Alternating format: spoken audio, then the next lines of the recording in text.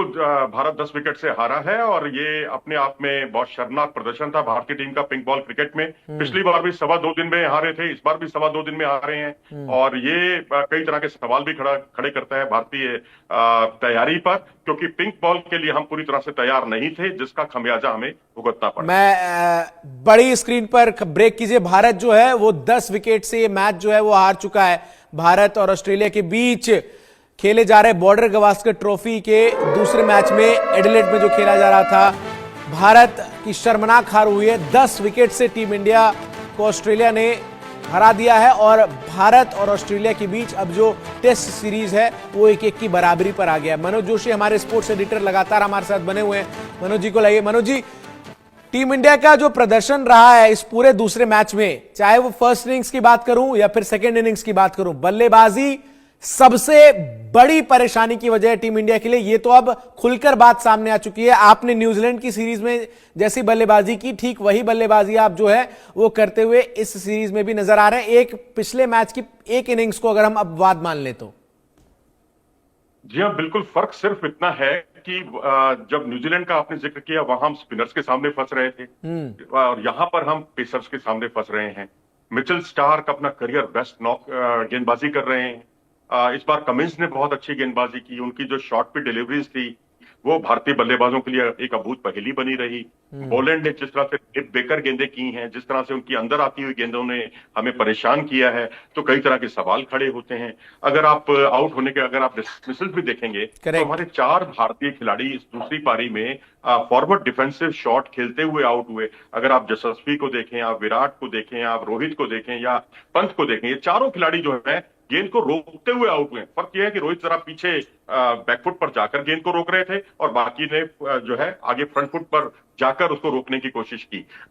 ये एक बड़ा परेशानी का सबब है। इसका मतलब है कि आपकी तैयारी मुकम्मल नहीं थी, क्योंकि पिंक बॉल टेस्ट में जो आपको प्रैक्टिस मैच मिला था उसमें भी एक दिन बारिश में धुल गया था, एक दिन की आपकी प्रैक्टिस थी। वहां 4 दिन का कम से कम आपको होना चाहिए था, आपको प्रैक्टिस मिलनी चाहिए थी। और भारत में भी पिंक बॉल के मैचेस ज्यादा होते नहीं है, तो ये एक परेशानी का सबब है। ये आने वाले समय में भी भारत को ये दिक्कतों से रूबरू होना पड़ेगा, खासकर ओवरसीज कंडीशंस में पिंक बॉल टेस्ट में।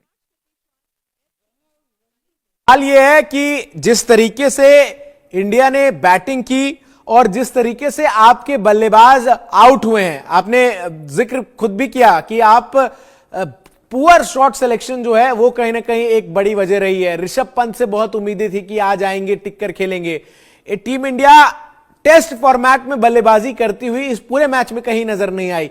आप अगर जो कुछ बल्लेबाज जिन्होंने कुछ रन भी बनाए 20-25, तो अगर उनको भी देखे तो 30 बॉल में 25 रन, इस तरीके से वो खेल रहे थे। टेस्ट में जहां आपको ऐसे बल्लेबाज चाहिए जो रुककर 50-60 गेंद खेले, रन भले ही बेशक कम बनाए, लेकिन रुकने को कोई भी बल्लेबाज जो है वो क्रीज पर तैयार नहीं था। एक जल्दबाजी में तमाम जो बैट्समैन है वो नजर आते हुए नजर आए इस पूरे दोनों इनिंग्स में, मैच में।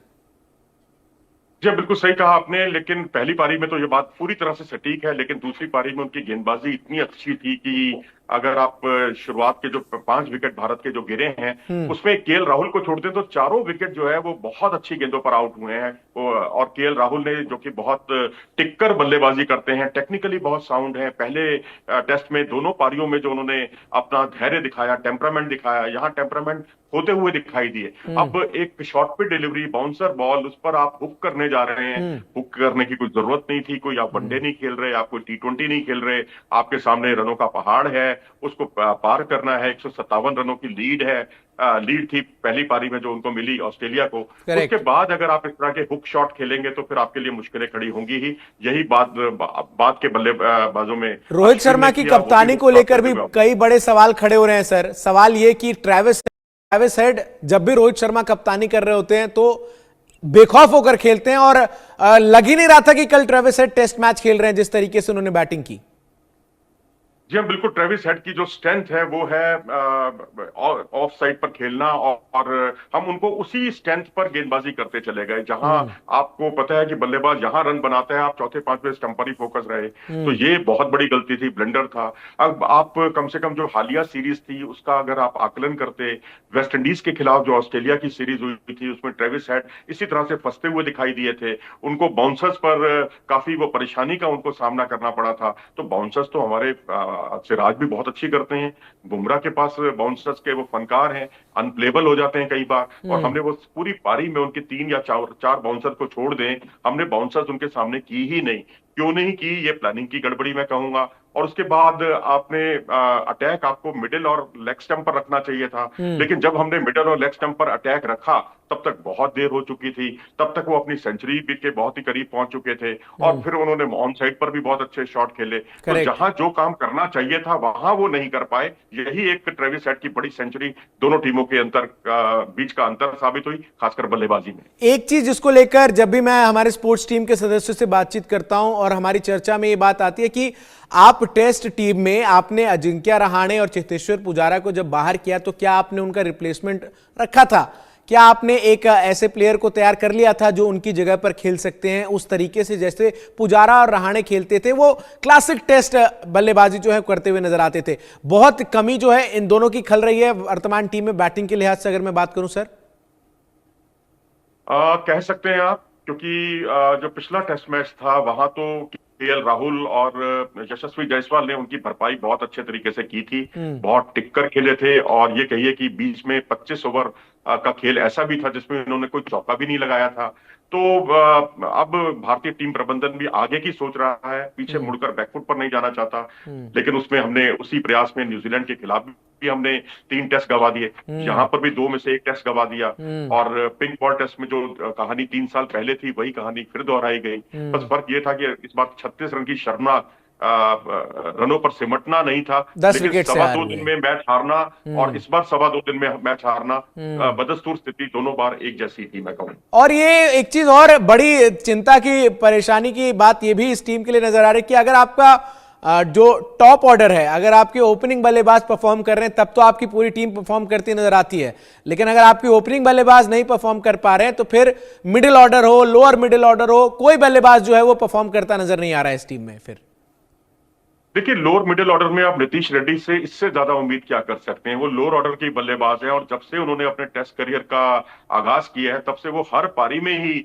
40 प्लस का स्कोर बना रहे हैं, हाँ, और इस बार तो टॉप स्कोरर वही हैं, इस बार तो वही टॉप स्कोरर हैं। लेकिन हाँ, आपकी बात ठीक है कि जो टॉप ऑर्डर में, क्योंकि पिछली बार पर्थ में टॉप ऑर्डर चला था तो एक अच्छी बुनियाद बनी और हमने उस पारी को बहुत अच्छे तरीके से आगे बढ़ाया, और फिर हमने जीत हासिल की। बैटिंग बॉलिंग दोनों ने, बॉलिंग ने भी काफी अच्छा काम किया, क्योंकि पहली पारी में तो हम 150 पे ही आउट हो गए थे, उनको 104 पर आउट करके एक बढ़त की भारत ने स्थिति बनाई। फिर बल्लेबाजों ने अच्छा काम किया, लेकिन यहाँ दूसरे टेस्ट में जो मूविंग बॉल है, आप ये देखिए, प्लानिंग की आपने थोड़ी देर पहले बात की, उसमें एक पॉइंट मैं और जोड़ देता हूं कि जो पिंक बॉल होती है वो खासकर फ्लड लाइट्स में उस पर बल्लेबाजी करना उनके सामने बहुत मुश्किल होता है पिंक बॉल क्रिकेट में।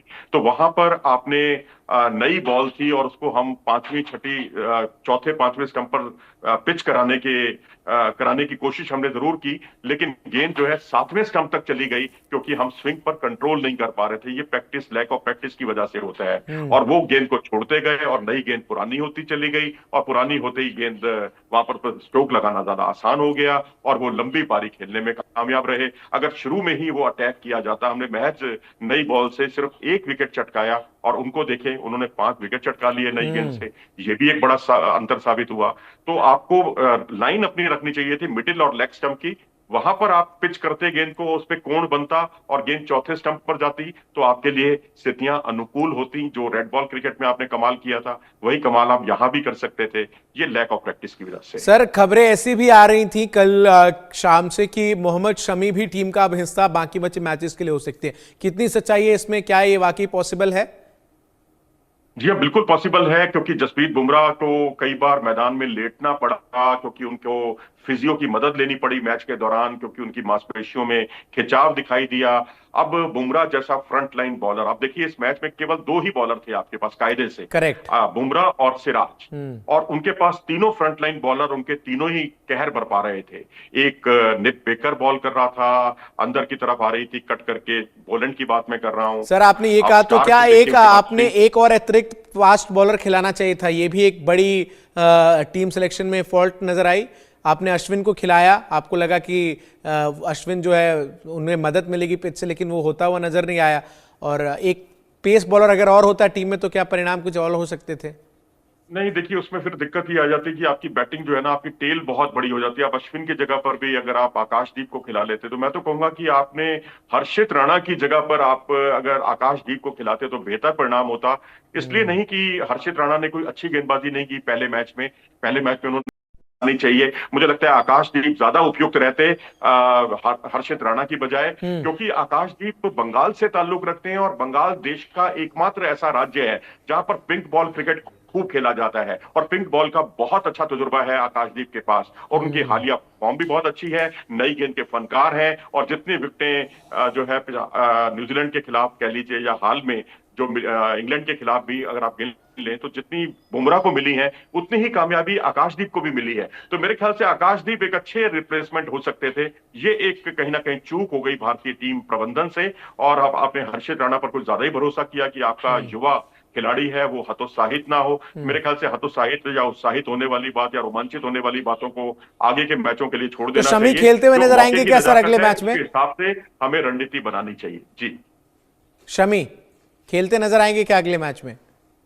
शमी देखो जी, अगर समय बहुत कम है क्योंकि 3 दिन का समय है और 2 दिन आपको अतिरिक्त मिल गए हैं क्योंकि आपने जल्दी हथियार डाल दिए इस मैच में, तो 5 दिन का समय है। शमी हालांकि ऑस्ट्रेलिया तो आप रवाना उनको कर ही सकते हैं, ऑस्ट्रेलिया अगर वो पहुंचते हैं तो मेरे ख्याल से बहुत समय की जरूरत है और कहीं बुमराह खुदा ना खास्ता इस मैच में नहीं खेल पाते तीसरे मैच में ब्रिस्बेन गाबा में, तो फिर शमी टीम की जरूरत है और आपके पास कोई विकल्प नहीं है।